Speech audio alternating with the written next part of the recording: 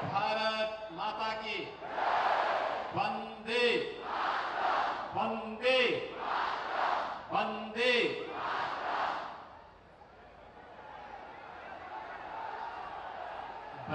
बलिया बलिदान दिवस के आज के इस कार्यक्रम में मंच पर उपस्थित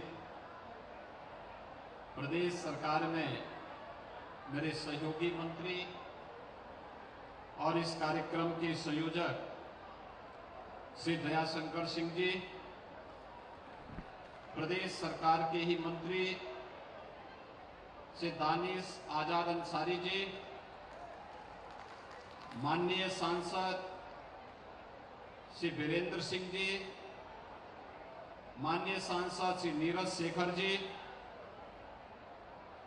माननीय विधायक श्रीमती केतकी सिंह जी,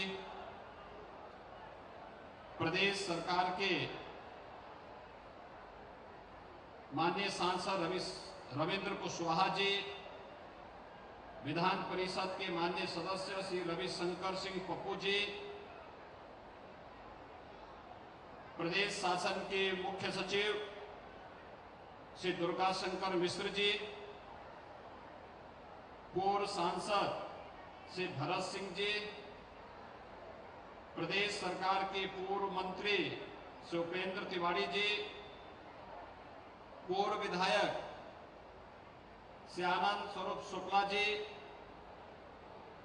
संजय यादव जी, आज के इस कार्यक्रम में उपस्थित सभी सम्मानित जनप्रतिनिधिगण,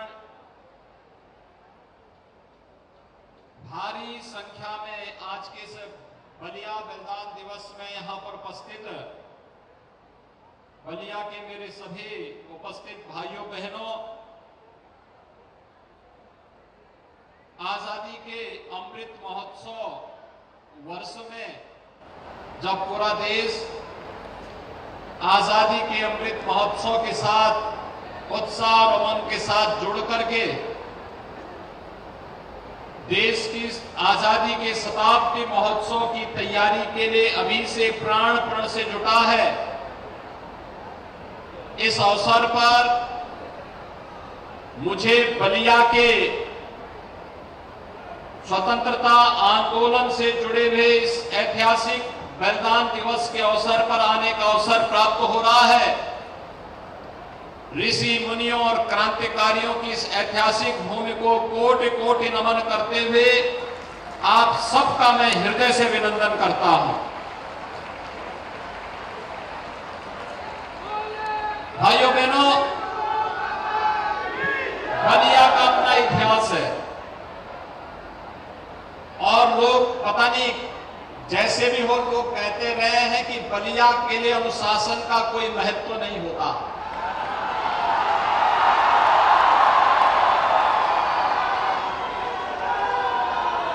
आजादी के बाद तो देश के विकास के लिए जिस अनुशासन की आवश्यकता होती है वो हमेशा बलिया ने दिखाया, लेकिन आजादी के पहले, आज से नहीं, आज तो जन्माष्टमी का दिन भी है और मैं सौभाग्यशाली हूं कि जन्माष्टमी के दिन बलिया बलिदान दिवस एक साथ मिला और एक साथ आयोजन में मुझे आपके बीच में आने का अवसर प्राप्त हो रहा है। लेकिन बलिया ने वास्तव में जब जो आवश्यकता पड़ी है और ने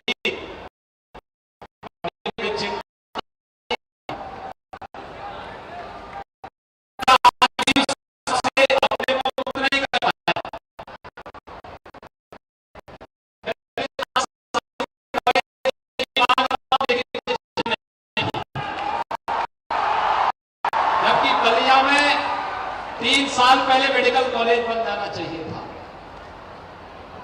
और आज मैं मुख्य सचिव, चूंकि मुख्य सचिव हमारे इसी बलिया में रह करके पढ़े थे तो इसलिए उनको विशेष रूप से लेकर के आए हूं कि आज शाम तक उनको यहां रहना है और आज भिरू की धरती के लिए एक मेडिकल कॉलेज क्रांतिकारियों की स्मृति में तो जरूर दे।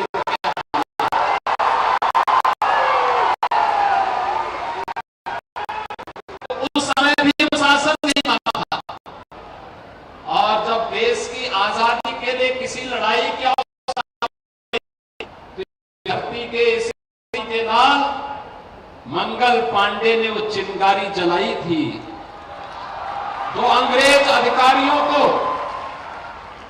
जो भारतीयों पर क्रूरता ढाते थे, उन्हें मार करके देश की आजादी की चिंगारी को बैरकपुर छावनी में जलाने वाला कोई और था, कोई और नहीं था, बल्कि किसी बलिया की धरती के लाल महान क्रांतिकारी मंगल पांडे ही थे। और इसलिए मंगल पांडे की इस धरती पर आकर के मैं अभिभूत हूं, उन्हें कोटि कोटि नमन करते हुए विनम्र श्रद्धांजलि भी अर्पित करता हूं। ये लड़ाई केवल वहीं पे नहीं थमी, ये लड़ाई निरंतर चलती रही। मुझे कई वर्ष पहले यहां पर वीर कुंवर सिंह डिग्री कॉलेज के छात्र संघ के शपथ ग्रहण समारोह में आने का अवसर प्राप्त हुआ था।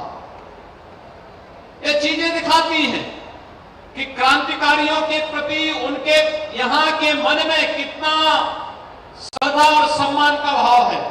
यहां की संस्थाओं का नामकरण, यहां के एक एक स्थान पर जो मूर्तियां लगी हैं, जो स्मारक बने हुए हैं, और जब राष्ट्रपिता महात्मा गांधी ने भारत आंदोलन, अंग्रेजों भारत छोड़ो का आह्वान किया था, तो इस बलिया में महान क्रांतिकारी चित्तू पांडे के नेतृत्व में जो आंदोलन आगे बढ़ता है, आज उसको उस स्मृतियों को ताजा करने के लिए हम लोग आज यहां पर एकत्र हुए हैं। वास्तव में ये सभी कार्यक्रम हमें एक नई प्रेरणा प्रदान करते हैं, एक नए भारत के निर्माण के लिए एक नई प्रेरणा हम सब के लिए सदैव बनी रही है। और इसी धरती पर आजादी की इस लड़ाई में भाग लेने वाले उन सभी क्रांतिकारियों ने, जिन्होंने 1942 में तो बलिया ने अपने आप को एक स्वतंत्र राष्ट्र घोषित कर दिया था,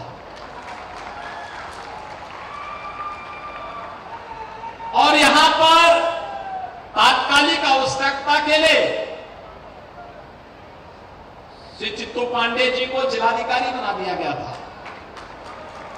श्री महानंद मिश्र जी को यहां के पुलिस अधीक्षक के रूप में तैनाती दी गई थी, और उन्होंने कई दिनों तक बलिया की व्यवस्था को चला। उनके पास उस समय वास्तव में बलिया के लोग किन युद्धों से लड़ रहे थे, यानी उनके पास लड़ाई के लिए हल्क था, कुदाल था, फावड़ा था, गैती था, यही लेकर के लोग आए थे। 50,000 की संख्या में एकत्र होकर के बलिया की जेल पर धावा बोल करके, और उस समय उन्होंने उन क्रांतिकारियों को जनदबाव के सामने, क्रांतिकारी जेल के बाहर आ जाएं, यह अपने आप में एक मिसाल थी।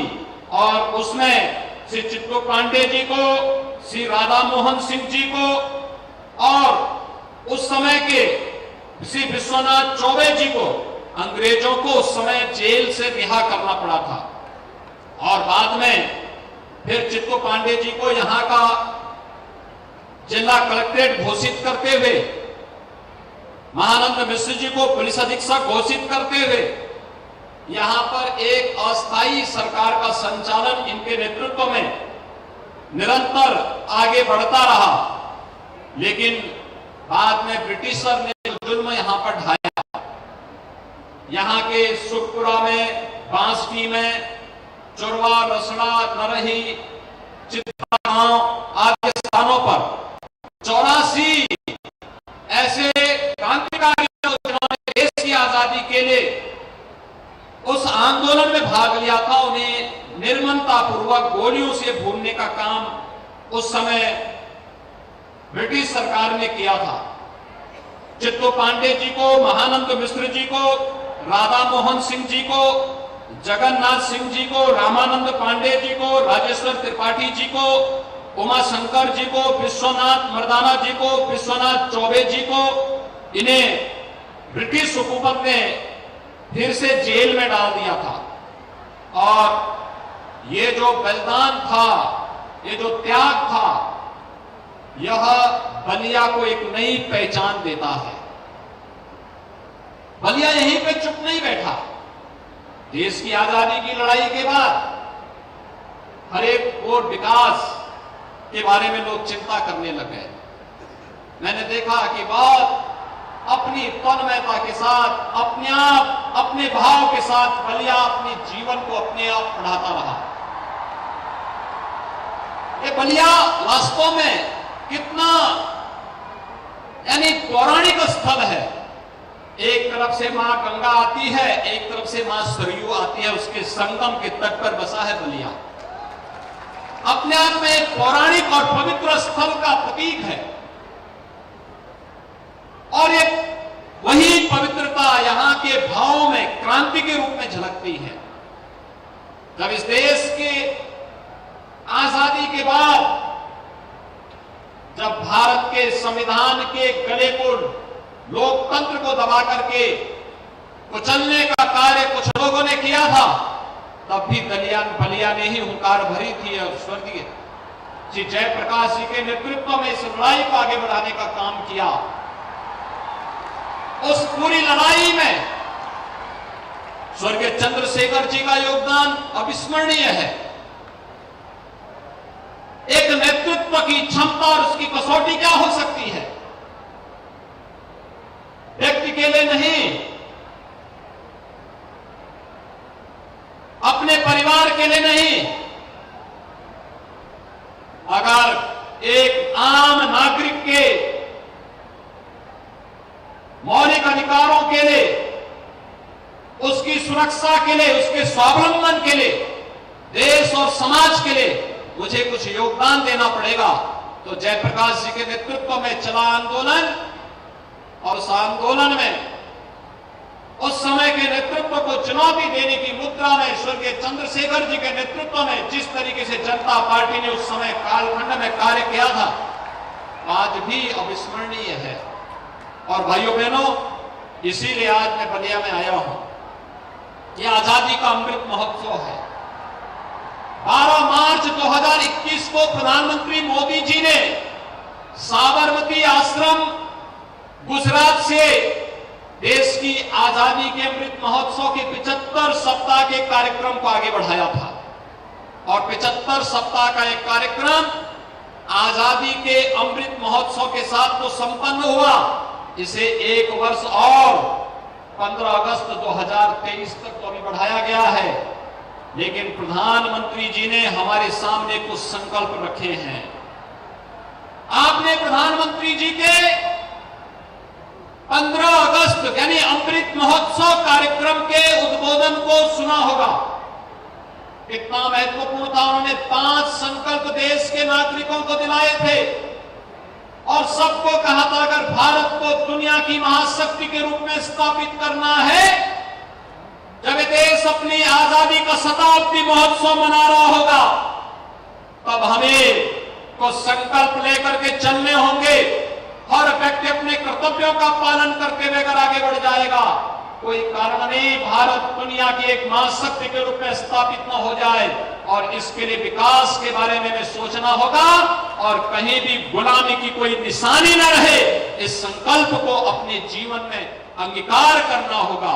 अगर हम सब अपने अपने कर्तव्य पथ पर आगे बढ़कर के कार्य करना प्रारंभ कर देंगे, तो भाइयों बहनों, कोई कारण नहीं कि हम भारत को दुनिया की सबसे बड़ी महाशक्ति के रूप में स्थापित न कर दे।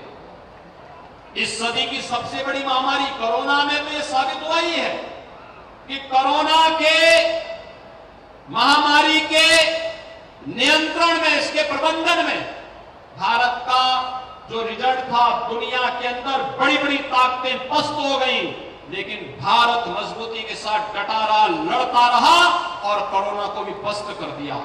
आज आपकी इतनी बड़ी संख्या में, भारी संख्या में उपस्थिति, मैं यही पूछ रहा था दया शंकर जी से। मैंने कहा भी 9 बजे कैसे लोग आएंगे? 9 बजे तो बहुत सारे लोग सो के उठने वाले लोग होंगे। उन्होंने रात्रि में ही लोग और इसीलिए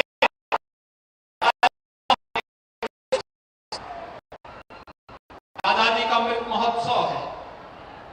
अच्छे आयोजन के साथ जुड़ा कार्यक्रम बनाना है और विकास के बारे में सोचना है। आज आप देख रहे होंगे जितना 8 वर्ष में प्रधानमंत्री मोदी जी के नेतृत्व में गरीब कल्याणकारी और शासन की योजनाओं का लाभ बिना भेदभाव के समाज के प्रत्येक तबके को मिला। बिना भेदभाव के सबको शौचालय, हर गरीब को आवास, हर गरीब को राशन, हर गांव जिसमें आज तक बिजली नहीं पहुंची, आप बिजली पहुंचाने का काम करेंगे। जिन गांवों में अब तक कोई सुविधा नहीं मिल पाई, वहां पर हमने इस कार्य को पूरा किया है।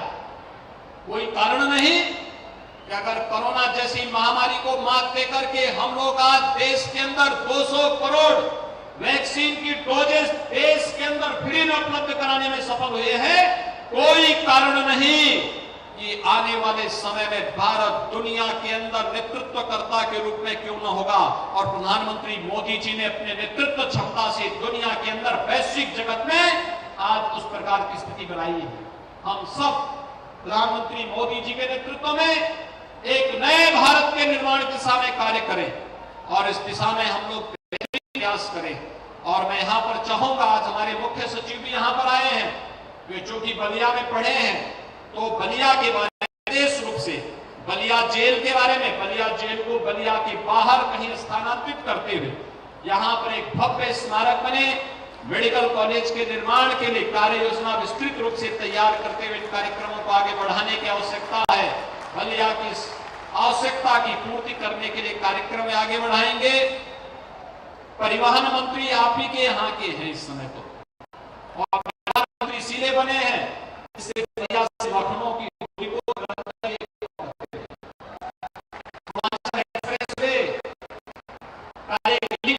वे हम लोग यहाँ पर दे रहे हैं। बलिया के लिए जमीन अधिग्रहण की कार्रवाई चल रही है, ये काम भी तेजी से और बलिया को हम जोड़ेंगे जिससे बलिया से 2 से 2.5 घंटे के अंदर ही आप लोग लखनऊ पहुंच जाए। 2 से 2.5 घंटे के अंदर, और इसलिए 2 से 2.5 घंटे इस दूरी को कम करने के लिए सड़क का काम हम करेंगे और यहाँ के बस स्टैंड को बहुत अच्छा एयरपोर्ट जैसा बस स्टेशन बना दे बलिया के अंदर। ये परिवहन मंत्री से भी कहूंगा कि अच्छा बस स्टेशन यहाँ का बलिया का होना चाहिए जिससे लोगों की कनेक्टिविटी बेहतर हो सके। कुछ इलेक्ट्रिक बसेज भी यहाँ नगर के अंदर चलवाइए, बलिया इस नगर के दायरे को बढ़ाइए, लोगों को सुविधा मिलनी चाहिए। सरवा ताल के बारे में कुछ कार्य आप लोगों ने किया है, शेष कार्य भी और आगे होंगे। बलिया को जल जमाव से मुक्त भी देना है और बलिया के विकास को एक नई ऊंचाई पे पहुंच करके यहाँ के लोग विकास के साथ जुड़ करके जिस तरीके से भारत के विकास के लिए प्रधानमंत्री मोदी जी के नेतृत्व में काम कर रहे हैं, उस पूरी भाव के साथ हम आगे बढ़ करके इसे आगे बढ़ाने का कार्य करेंगे। हमारे सभी जनप्रतिनिधि इस दिशा में रुचि ले रहे हैं, वे पूरी तन्मयता के साथ इस पूरे अभियान के साथ जुड़ रहे हैं। यहाँ के सांसद जी वीरेंद्र सिंह जी, श्री नीरज शेखर जी, श्री रविंद्र कुशवाहा जी, श्रीमती केतकी सिंह जी, श्री रविशंकर सिंह पप्पू जी, ये सभी लोग कार्य कर रहे हैं, मजबूती के साथ होने का करेंगे। मैं एक बार फिर से इन सभी महान क्रांतिकारियों को आज यहाँ पर बलिया के इतिहास पर एक मैंने में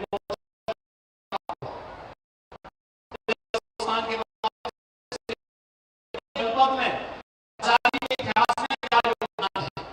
और मैं तो चाहूंगा यहाँ पे डिग्री कॉलेज 2-2 कॉलेजेस हैं, तमाम हमारे शिक्षक हैं, रिटायर्ड शिक्षक होंगे, उनसे भी मैं कहूंगा इससे अच्छा अवसर नहीं हो सकता। हमारे गांव, हमारे न्याय पंचायत, हमारे ब्लॉक, हमारे कस्बे में कहां पे कौन सी क्रांति की ज्वाला कब फूटी थी, गांव की स्मृति और लोक गाथाओं में सब इनका अंकित होगा। उसे शब्दों में उपेर करके पुस्तक के रूप में आप देंगे, हम उसे प्रकाशन की व्यवस्था राज्य सरकार की तरफ से कर लेंगे और आप उसकी तैयारी करिए। हमारे पास एक अपना अभिलेख होना चाहिए जिससे हम आजादी की लड़ाई के उन सभी क्रांतिकारियों को सम्मान दे सकें। देखिए, इसमें हर तबके के लोग थे, मंच पर आपने देखा होगा स्वतंत्रता संग्राम सेनानियों के परिजनों का जब मैं सम्मान कर रहा था, वहां पर कोई जाति भेद नहीं था। हर जाति, हक, मत और मजहब से जुड़े हुए लोग देश की आजादी के लिए लड़े थे। आज भारत को विकास की जिन नई बुलंदियों तक पहुंचाना है, उसमें प्रत्येक भारतवासी का दायित्व बनता है। हम एक स्वर से, एक नजर से सभी देखें और उसे आगे बढ़ाने का कार्य करेंगे तो निश्चित ही हमारा भारत दुनिया की एक महाताकत के रूप में उभरेगा। यही आजादी के अमृत महोत्सव का और देश की आजादी के शताब्दी महोत्सव का हमारा संकल्प होना चाहिए। मैं आज के इस अवसर पर अपने इन सभी महान क्रांतिकारियों को, जिन्होंने देश की आजादी के इस आंदोलन में बलिदान दिवस के अवसर पर अपने आप को बलिदान दिया, नेतृत्व दिया, उन सबको एक बार फिर से आज जन्माष्टमी के इस पावन पर्व पर, बलिदान दिवस के इस पावन अवसर पर उन्हें कोटि कोटि नमन करते हुए उन्हें सत सत वंदन करता हूं, उन्हें विनम्र श्रद्धांजलि अर्पित करता हूं। धन्यवाद। जय हिंद। बहुत बहुत धन्यवाद माननीय, आपके प्रेरणादायी ओजस्वी उद्बोधन के लिए। और जैसा कि आपने कहा, हम सब एक भारत श्रेष्ठ भारत के निर्माण के इस संकल्प को सिद्धि दिलाने के लिए तन मन धन से जुड़ेंगे और आत्मनिर्भर नए भारत का निर्माण करेंगे।